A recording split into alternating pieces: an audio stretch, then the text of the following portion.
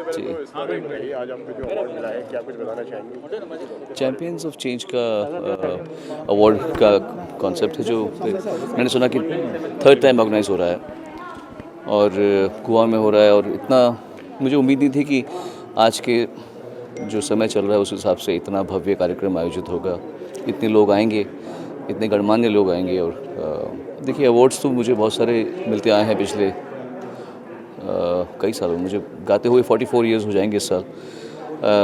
पर कुछ ऐसे अवार्ड्स होते हैं जो आपको दिल में याद रहेंगे, तो मुझे ये अवार्ड याद रहेगा, क्योंकि इसका कारण ये है कि मैं हमेशा विविधता में मेरा हमेशा फोटे वही रहा है। गाने में भी मैंने अपने स्टाइल्स को बहुत चेंज किया। एज ए ह्यूमन बीइंग मैं जो था सोनू पहले, वो मर गया। अब जो है वो नया सोनू पैदा हुआ है। मैं अलग एक, तो वो भी मेरा एक चेंज रहा है। फिर आप मेरे बाल तो जानते ही हैं, मेरे बाल भी चेंज होते रहते हैं, मेरे स्टाइल चेंज होता है कपड़ों का, है तो हाँ। फिर इस समय मैं आधा दुबई आधा इंडिया रह रहा हूँ, तो रेजिडेंस भी चेंज है। तो change is a very very big aspect of my life. मैं हमेशा सुबह जल्दी नहीं उठता, मैं कभी कभी पूरी रात, तो ये भी डिसिप्लिन भी नहीं लाइफ में कुछ। तो that I feel, jokes apart, एक ऐसा अवार्ड है जो आपको अपनी ज़िंदगी की विविधताओं के लिए मिल रहा है, तो ये खुशी की बात है। इसी के साथ काफ़ी लंबा काफ़ी लंबा करियर रहा है आपका। जी, मेरा, हाँ, 44 साल हो गए, 44 ईयर्स हो जाएंगे साल हमसे। हाँ, बहुत सारे अवार्ड्स मिले, ऐसा कौन सा अवार्ड है जो सबसे ज़्यादा आपके दिल के क्लोज हो? मेरा बेटा मेरा अवार्ड है। हाँ, निवान, मेरा बेटा मेरा अवार्ड है।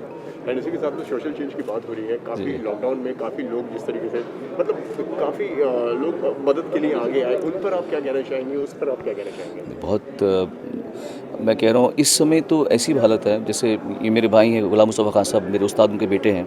इनको भी मैं यही बोलता हूँ कि जब हमें इस समय कोई भी आए, जैसे हम लोग कॉन्सर्ट्स करते हैं, इस समय सबको ज़रूरी है एक दूसरे का हाथ थामने की। तो अगर मान लीजिए हम 100 रुपये लेते थे कहीं पर, अब मैं बोलता हूँ 50 लो, 40 लो, क्योंकि तुम्हारे घर में रोटी नहीं आनी, उसके घर में भी रोटी आनी चाहिए।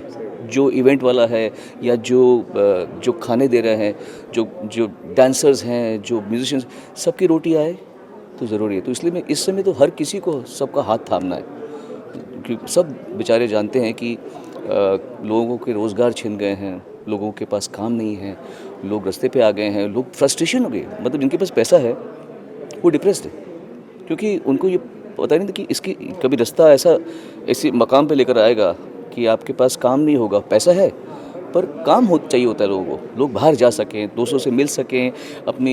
जब हम कॉन्सर्ट्स करते हैं तो हम काम कर रहे होते हैं, तो हमें मज़ा आता है कि हम मेहनत कर रहे हैं, रियाज़ कर रहे हैं, ट्रैवल कर रहे हैं, लोगों से मिल रहे हैं, एक अच्छा एहसास होता है। अब ऐसा नहीं हो रहा, तो हर किसी का हाथ थामना है। एंड जो लोग कर रहे हैं, हैट्स ऑफ, डेफिनेटली। नई गाइडलाइंस भी आ गई हैं, लॉकडाउन भी लग गया है, जी, तो उस पर क्या कहना चाहेंगे आप? नहीं, बहुत ज़रूरी है।